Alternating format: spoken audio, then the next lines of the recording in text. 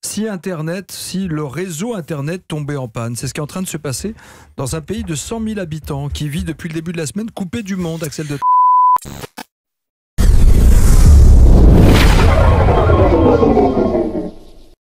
Pictures octobre 2016. Vous êtes chez vous, prêt à binge-watcher une série sur Netflix ou peut-être à tweeter vos dernières pensées.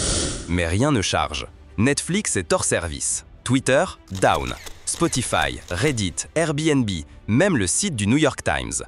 Tous inaccessibles. Ce n'est pas une panne locale, c'est une attaque massive qui paralyse l'Internet mondial. Bienvenue dans l'ère du botnet Mirai, une armée de caméras de sécurité, de routeurs et de babyphones piratés qui ont mis à genoux des géants du web. En une journée, des millions de sites et services en ligne s'effondrent sous des vagues de données colossales, orchestrées par un malware qui transforme vos appareils du quotidien en armes numériques. Qui est derrière ce chaos? Comment des objets connectés ont-ils pu causer un tel désastre? Et surtout, comment vous protéger dans un monde où même votre frigo peut devenir une menace?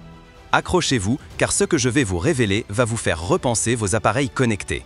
Restez jusqu'à la fin, car cette histoire est un wake-up call pour nous tous. On commence à Rutgers University, New Jersey, où Paras Jha, un étudiant de 21 ans, mène une double vie. Le jour, il suit des cours d'informatique.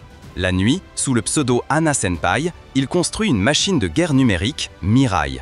Ce malware, créé avec deux complices, Josiah White et Dalton Norman, cible l'Internet des objets, ces appareils connectés comme les caméras de surveillance, les routeurs Wi-Fi ou les DVR.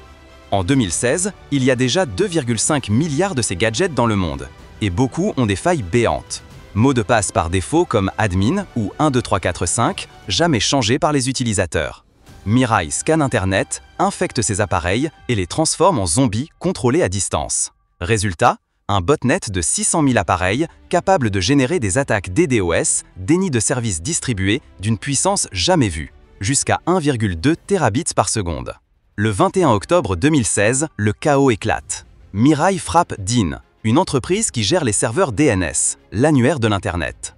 Imaginez les DNS comme le GPS du web. Sans eux, impossible de trouver Netflix ou Twitter. À 7h10, DIN est submergé par un déluge de requêtes provenant des appareils infectés. En quelques heures, 80 grands sites et services s'effondrent. Twitter, Netflix, Amazon, PayPal, Reddit, CNN et même PlayStation Network.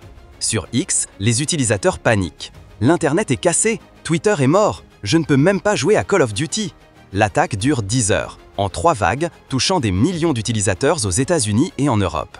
Les pertes, des centaines de millions de dollars pour les entreprises, sans compter la frustration des utilisateurs. Mais comment Mirai a-t-il fait ça? C'est simple et terrifiant. Le malware exploite des vulnérabilités basiques. Il teste des combinaisons de mots de passe par défaut sur des appareils IoT, comme les caméras Dahua ou les routeurs Netgear. Une fois infecté, l'appareil rejoint le botnet et bombarde une cible avec des requêtes inutiles, saturant ses serveurs. Ce qui rend Mirai si dangereux, c'est son échelle. En septembre 2016, il frappe déjà le blog de cybersécurité de Brian Krebs avec 620 gigabits par seconde, l'une des plus grosses attaques DDoS jamais vues. Puis il paralyse OVH, un hébergeur français, avec 1 terabit. Mais l'attaque sur DIN, c'est l'apocalypse. Elle montre que l'Internet, si vital, repose sur des maillons faibles, des appareils mal sécurisés et des infrastructures critiques comme les DNS. Mais qui sont les cerveaux derrière Mirai? Paras Jha, Josiah White et Dalton Norman ne sont pas des hackers d'État ni des cybercriminels endurcis. Ce sont des jeunes qui voulaient gagner de l'argent et se faire un nom. Jha, un fan de Minecraft, utilisait Mirai pour attaquer des serveurs de jeux concurrents, offrant des services DDoS à louer via son entreprise Protraf Solutions. Il ciblait aussi des entreprises pour du chantage, payez ou on coupe votre site. Mais l'attaque sur DIN était différente. Certains pensent qu'elle visait à tester la puissance du botnet, d'autres qu'elle était une vengeance contre des concurrents. Le twist, Jha a rendu le code de Mirai public sur un forum de hackers, pensant éviter les soupçons. Résultat, des centaines de copycats créent leur propre botnet, amplifiant le chaos. Le FBI entre en jeu fin 2016. En traçant les serveurs de commande, il remonte à Jha et ses complices. En décembre 2017, les trois plaident coupables. Jha admet avoir orchestré 40 000 attaques DDoS contre 2000 cibles. Leur peine, légère. 5 ans de probation, 8 500 heures de travaux communautaires et 200 000 $ d'amende. Pourquoi si clément? Parce qu'ils coopèrent, révélant comment Mirai fonctionne. Mais le mal est fait. Le code public de Mirai inspire des variantes comme Reaper ou Satori qui frappent encore en 2025. Et les appareils IoT, ils sont passés de 2,5 milliards en 2016 à 15 milliards aujourd'hui avec toujours les mêmes failles. Ce qui rend cette histoire encore plus folle, c'est la négligence collective. Les fabricants d'IoT, comme Dahua ou Xiongmai, utilisaient des mots de passe AD en dur, impossibles à changer. Les utilisateurs, ils ne mettaient pas à jour leurs appareils. Et les entreprises comme DIN, elles n'avaient pas assez de protection contre les DDoS massifs. Un rapport de 2017 révèle que 90% des appareils IoT étaient vulnérables à Mirai. Sur X, un expert poste « Mirai a montré que l'IoT est une bombe à retardement. On n'a rien appris. » Et il a raison. En 2023, des botnets similaires frappent des hôpitaux et des banques, exploitant toujours des caméras et routeurs mal sécurisés.